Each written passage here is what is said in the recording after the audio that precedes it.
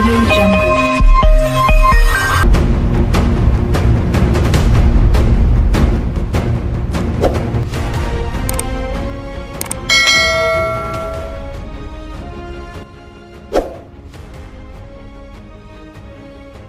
في سبيل تأمين الغذاء للأجيال القادمة، تسعى الدول ذات التاريخ الفلاحي العريق إلى حماية إرثها من تقاوي البذور الأصيلة لمختلف أنواع المحاصيل الزراعية والحفاظ على جيناتها وتسلسلها الوراثي، خاصة في ظل حرب دولية باردة يشنها قراصنة بيولوجيين ينشطون في العالمين السيبراني والواقعي.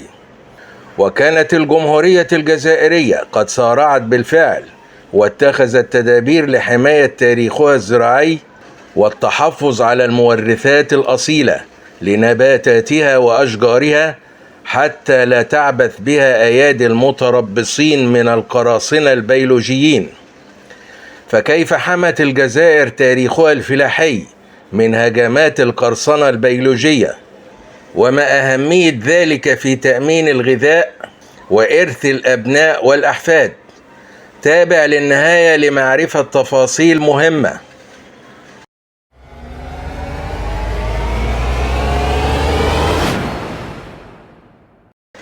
أهلا وسهلا بكم وكل التحية لحضرتكم.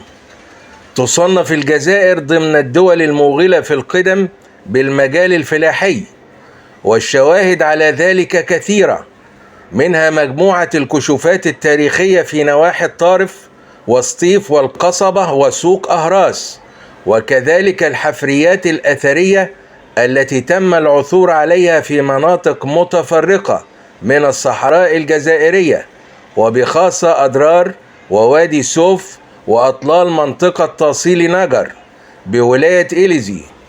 وبالتالي تمتلك الجزائر سجل تاريخي فريد من تقاوي البذور والمورثات الزراعية الأصيلة التي وجب الحفاظ عليها. وفي نقاط مختصرة نبين أسباب ذلك.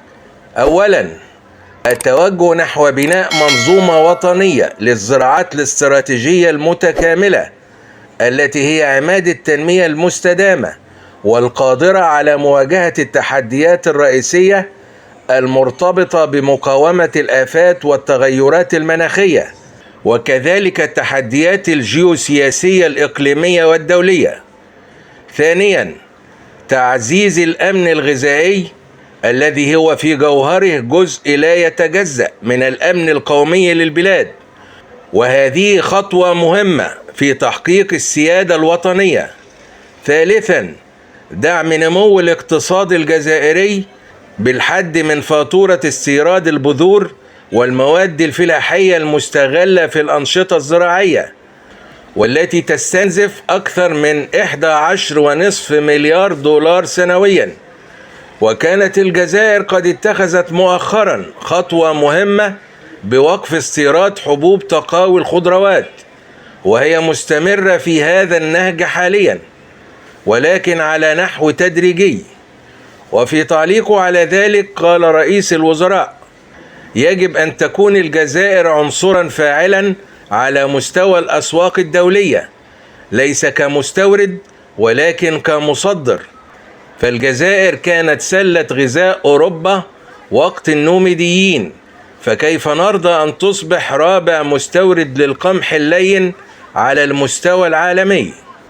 رابعا، حماية هذا الإرث الوطني الفريد الذي هو حق أصيل للأجيال القادمة من هجمات قراصنة البيولوجيا، وهم عصابات دولية يعملون لصالح دول متقدمة أو شركات عابرة للقارات، ويستهدفون سرقة جينات الأعشاب والنباتات النادرة مثل النم والكينوا والهوبيا لصناعة الأدوية الفعالة واحتكار ملكيتها وحرمان أصحابها الأصليين منها، وكذلك الاستحواذ على أصول مورثات بذور المحاصيل الاستراتيجية بهدف التحكم في سوق الغذاء العالمي. وقد تصاعد نشاط هؤلاء القراصنة في السنوات الأخيرة على خلفية البحث عن أدوية جديدة عقب تفشي الجائحة العالمية وأزمة الغذاء الدولية التي تفاقمت باندلاع الحرب الروسية الأوكرانية، وكانت سببا في اضطراب السوق العالمي للقمح والحبوب عموما. من أجل تحقيق كل ذلك اتجهت الحكومة الجزائرية إلى إنشاء بنك وطني للبذور الذي تم تدشينه في أغسطس 2022 للميلاد، وتصل سعته الحالية إلى نحو 6000 سلالة نباتية أصيلة لأنواع الحبوب والبقوليات وبذور المحاصيل السكرية والزيتية والعلفية.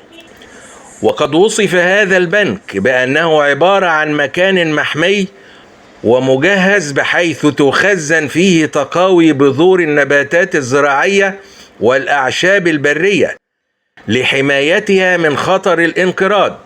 وبحسب وزارة الفلاحة الجزائرية فإن البنك يستوعب سلالات البذور الوافدة من مختلف المعاهد التقنية ومراكز البحث العلمي في الجزائر، ويدعم التنوع البيولوجي ويحد من فقدان الموروث الجيني، ويحافظ على حيوية تقاوي البذور، ويدعم الفلاح الجزائري بالاعتماد كليا على الإنتاج المحلي من البذور الأصيلة.